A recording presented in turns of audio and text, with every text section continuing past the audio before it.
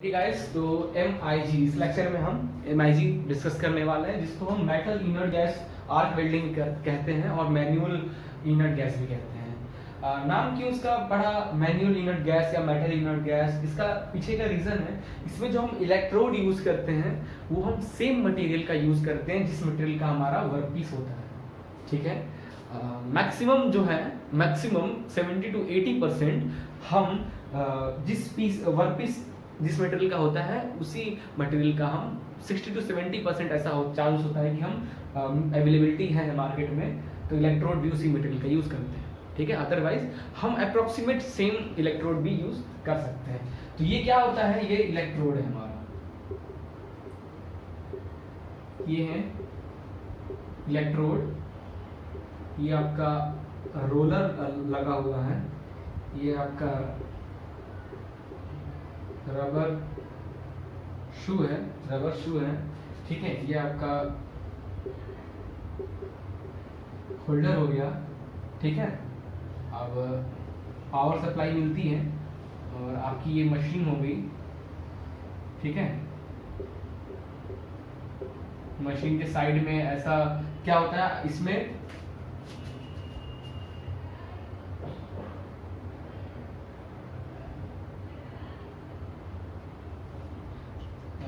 जो आपका जो इलेक्ट्रोड आता है ना, ऐसे में ऐसे आता है।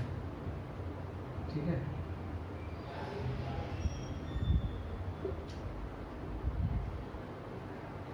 ऐसा कंटेनर नहीं, अपन देखोगे जनरली वायर इस तरीके के पैटर्न में लपेट कर आता है। ठीक है, तो ये वाला पार्ट को हम क्या करते हैं, मशीन के साइड में सेट कर देते हैं। अगर छोटा है बड़ा है तो हम बाहर निकाल, मशीन में ऐसा कनेक्शन होता है, मशीन में भी ऐसा रोलर लगा होता है। ठीक है, तो जैसे जैसे यहाँ पे, और ये हमारा इलेक्ट्रोड है, ये रेड वाला है ऐसा लपेटा रहेगा मशीन में और ऐसे आएगा इलेक्ट्रोड में।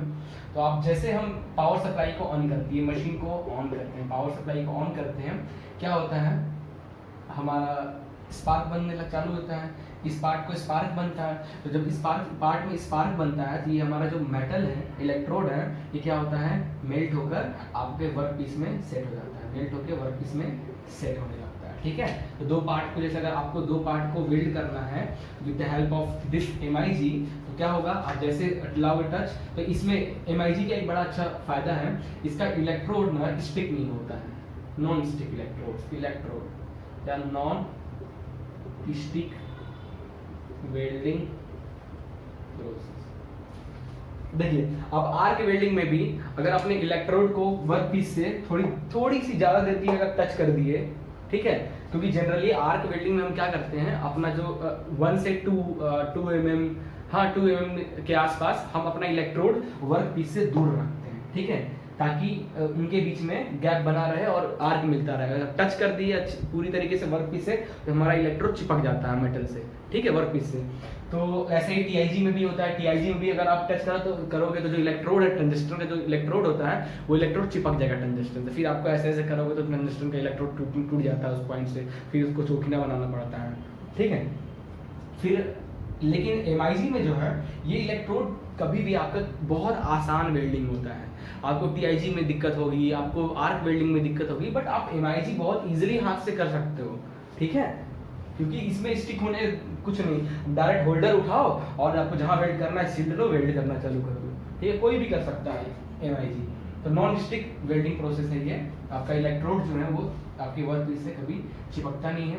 तो आपका ये होल्डर हो गया, ये इनर्ट गैस का हम यहाँ भी यूज करते हैं। क्यों इनर्ट गैस का यूज करते हैं, फ्लक्स की तरह काम करे, आसपास सील्डिंग प्रोवाइड करे, ताकि कोई भी आउटर कंटामिनेटेड हो गया, एटमॉस्फेरिक कंटामिनेटेड अंदर एंट्रैप्ट ना हो सके। अगर एंट्रैप्ट हो गया तो क्या होगी, हमारी वेल्डिंग कमजोर हो जाएगी। बाहर का एटमॉस्फेयर, एयर वगैरह अंदर एंट्रैप्ट हो गया वेल्डिंग, तो वेल्डिंग कमजोर हो जाएगी, तो आप वो चाहोगे नहीं। ठीक है, तो एज कम्पेयर टू TIG और as compare to arc welding, जो हमारा मेटल इनर्ट गैस वेल्डिंग है, मैनुअल इनर्ट गैस वेल्डिंग है, ज़्यादा स्ट्रेंथ का होता है।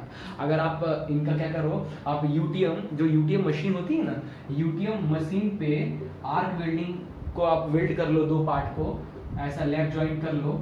ठीक है, और यहाँ से इसको खींचो, यहाँ से इसको फोर्स लगाओगे।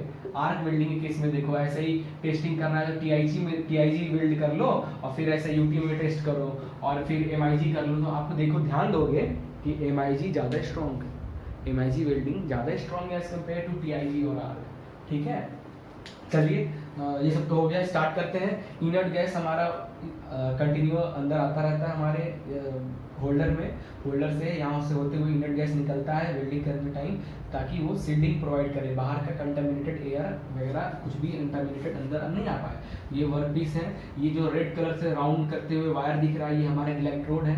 ये इलेक्ट्रोड या तो सेम मटेरियल का होता है, मैक्सिमम टाइम में जिस पीस वर्क पीस जिस मटेरियल का है उसी मटेरियल का हमारा इलेक्ट्रोड भी होता है, बट नहीं है तो अप्रोक्सीमेट सेम। ये रोलर है, जैसे जैसे ये कंज्यूम होता रहता है कि यहाँ पे जैसे पास लाओगे करंट पास चालू स्टार्ट होगा, यहाँ पे हीट होगा, स्पार्क्स निकलेंगे, तो वो क्या होगा, उससे आपका ये मेटल है वो कंज्यूम होने लगेगा। और जैसे जैसे कंज्यूम होगा ये रोलर घूमता जाएगा, ये मेटल आगे आता जाएगा।